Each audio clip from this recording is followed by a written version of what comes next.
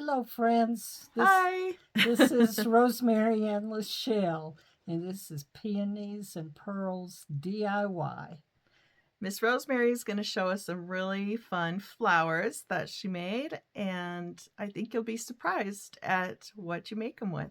Yes, because when I saw a video on this a few years ago, I tucked it in the back of my mind, and that's where it stayed until one day I was at the dollar store and I found this product, and I thought, oh, I remember a project with that.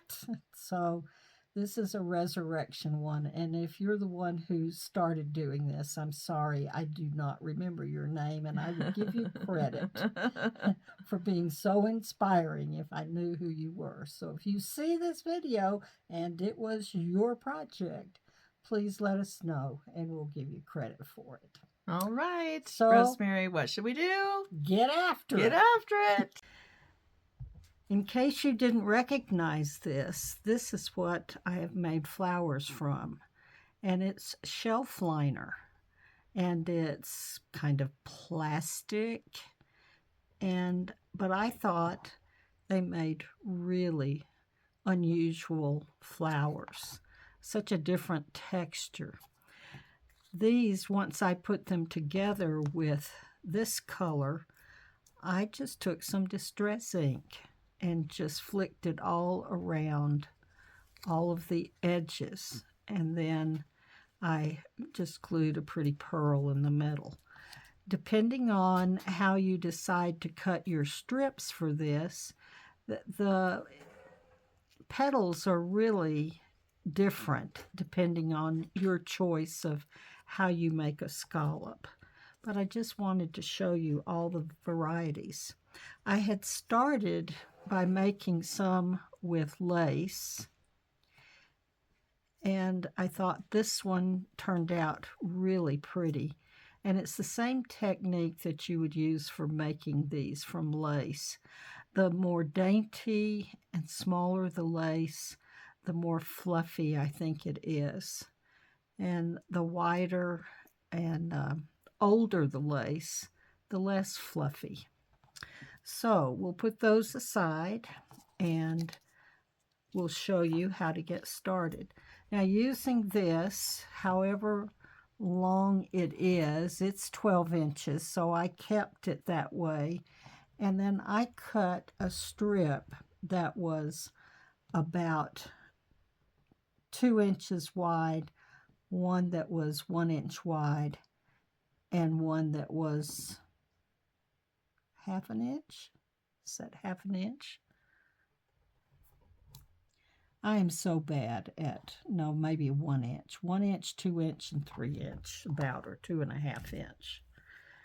So I just cut strips like this. They just need to be different sizes. And you'll start with your biggest one, fold it in half, fold it in half again, so you're in fourths. Take your scissors and just make a scalloped edge, just like this. Give you some petals. It'll give you some petals.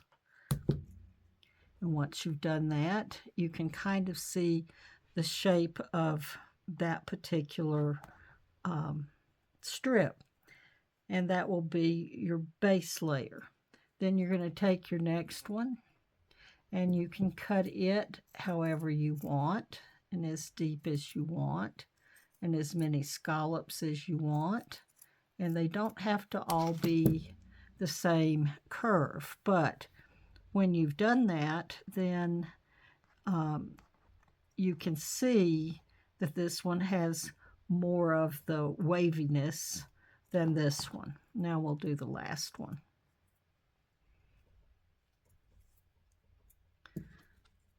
And if you wanted to, you could do a zigzag for the petals. So I'm just showing you there's different ways to do it.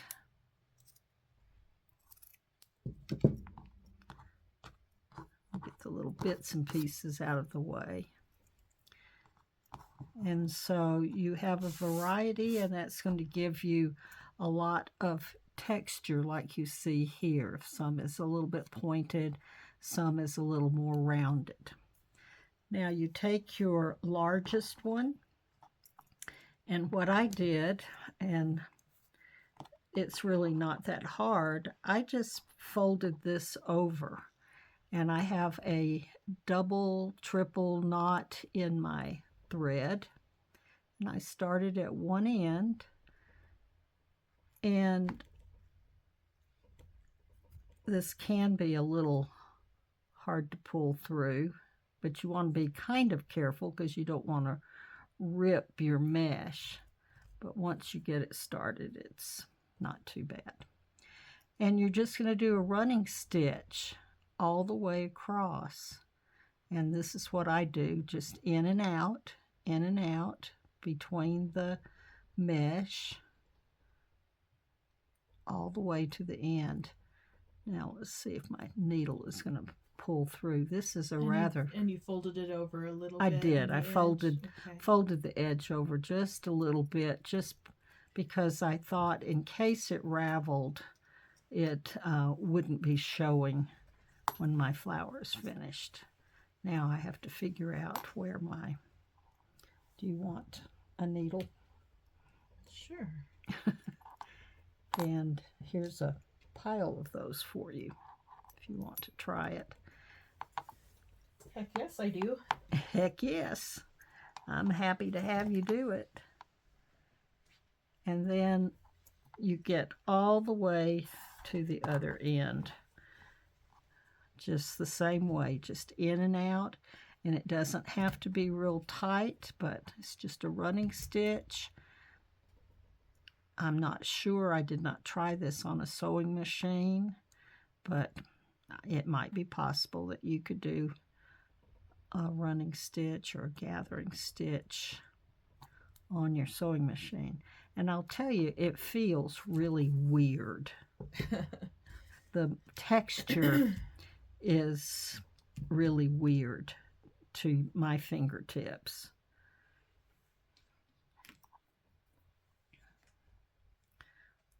So I'm just pulling this through, and if you use a large enough needle, it goes through pretty quickly and easily.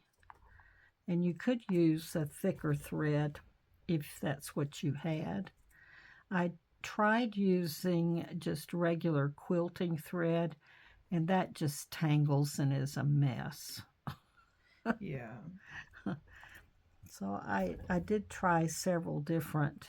I'd work with lace, but this is a different thing. This is a totally different thing.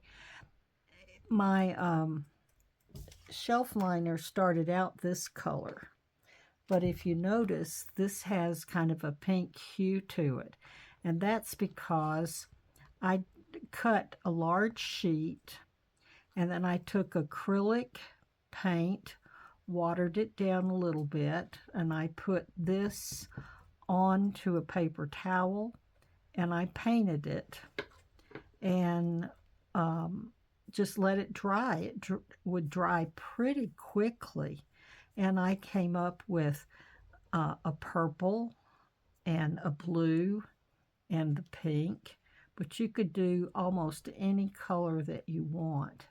Or if you liked the off-white or a white, you could just do those. But there again, that's what these were, but I used the distress ink around the edges. I think you could even use some of those stickles if you wanted to gussy up the petals a little bit. So anything that you want to do will likely improve the way this particular material works. Once you get to the other end, you just give it a gentle pull, and you're just gathering it.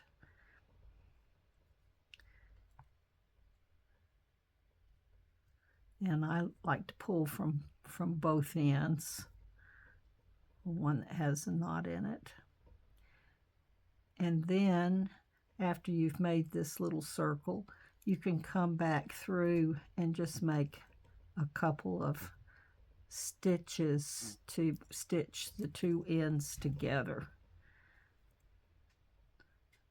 And it doesn't have to be real tight. Okay, that gives you your first layer. And I'm just going to take a piece of this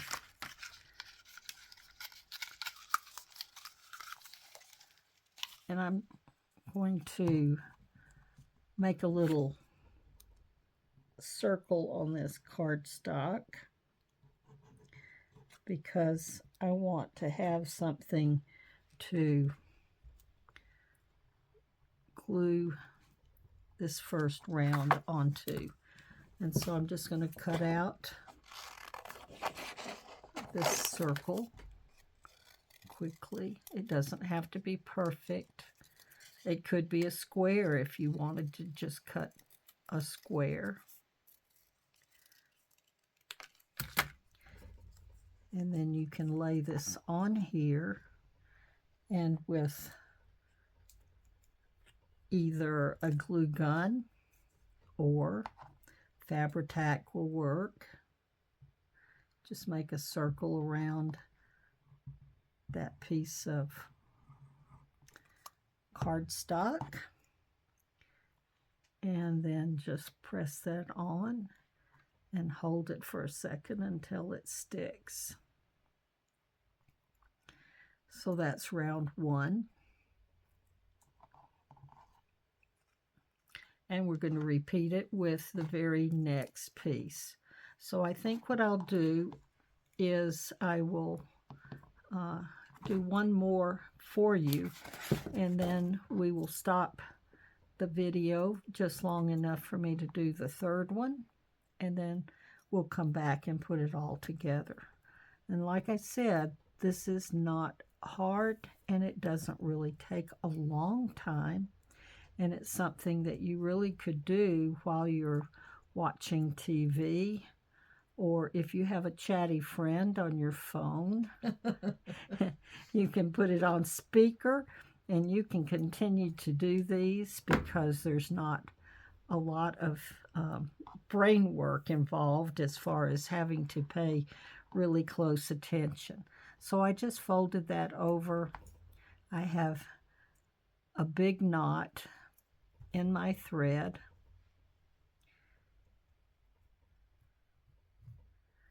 and I'm just going to do a running stitch all the way across this one, and hopefully I have enough thread left from the last one. If not, well, we'll see what I come up with as a solution to that.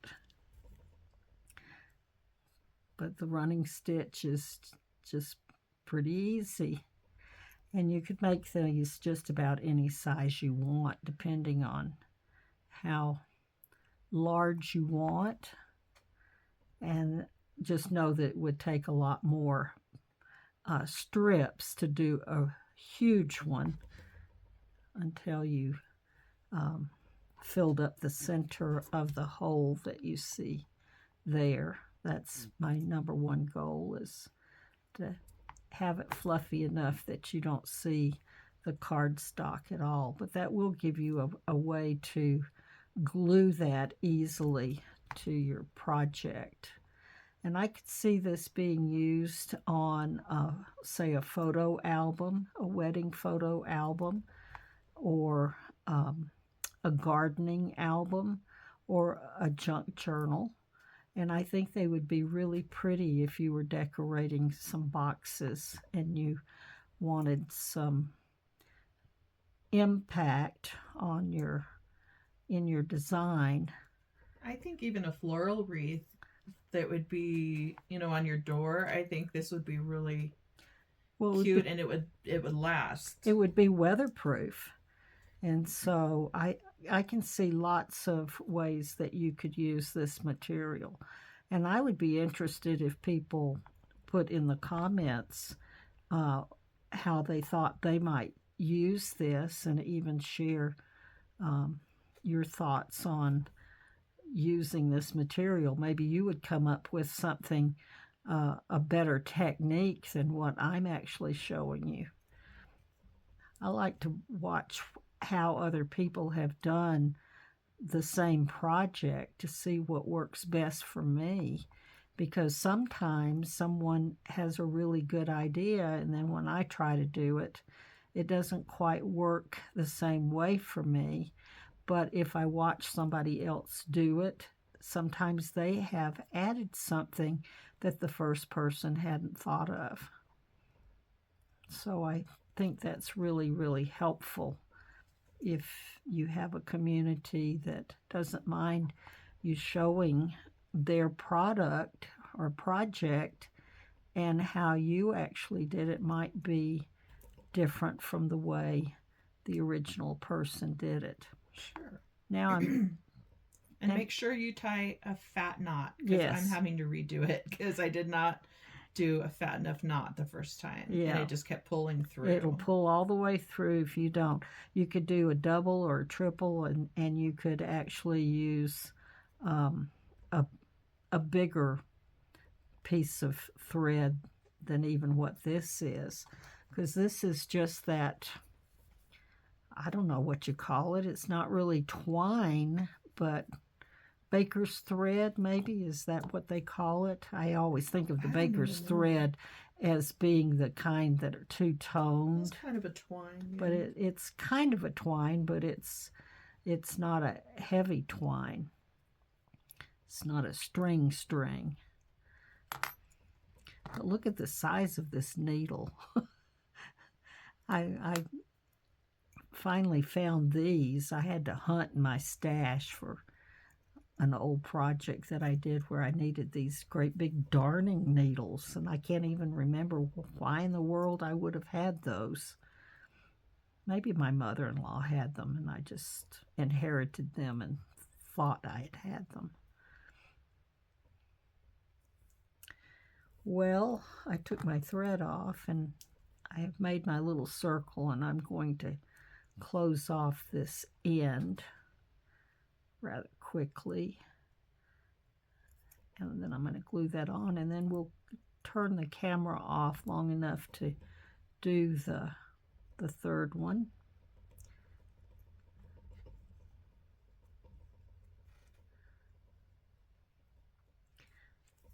And I'm going to go ahead and cut this, and I am ready to scrunch this right down in the middle using the Fabri-Tac, or like I said, if you want to do it more quickly, you could have a glue gun ready. Then you don't have to wait for it to dry. But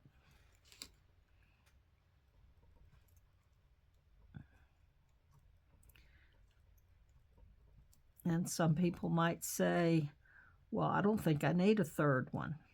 Well, if you think you don't need a third one, then you could go ahead and just put a pretty little gizmo right in the center and be done at this point. Or even a pretty button would be nice. LaShelle always has such pretty things on her desktop, and I never do. I have to search for stuff. But look at how pretty that is, just the way it is. That is pretty. So we'll cut the camera for just a minute, and I'll do my third one, and we'll come back. I just put the third one in there. I used the Fabri-Tac, and now I'm ready to just put a center piece in. It can be something as simple as a big pearl. Since we're peonies and pearls, we like to use a lot of pearls in things. And I think it's a sweet little flower. If you wanted to make this even bigger, once you got it to this size, you could cut a bigger strip, do the same thing, gather it, put it on the underneath side and just glue this to the top of that one, and it would hold just fine. You might also think about adding some either fake leaves, some silk flower leaves that you have left over, or you can refer back to the video that LaShelle did where she showed us how to make the satin peonies and other flowers, and she actually made some of the satin leaves, and you could attach those underneath.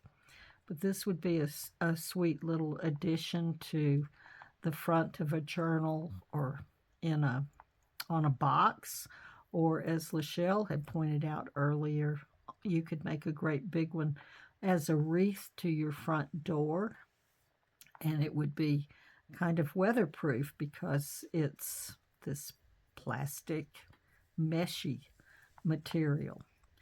So thanks, guys. We hope you enjoyed this video and that you will subscribe to our channel and make some comments down below, and let us know other projects that you might like to see. And we'll see you in the next video. Bye. Bye.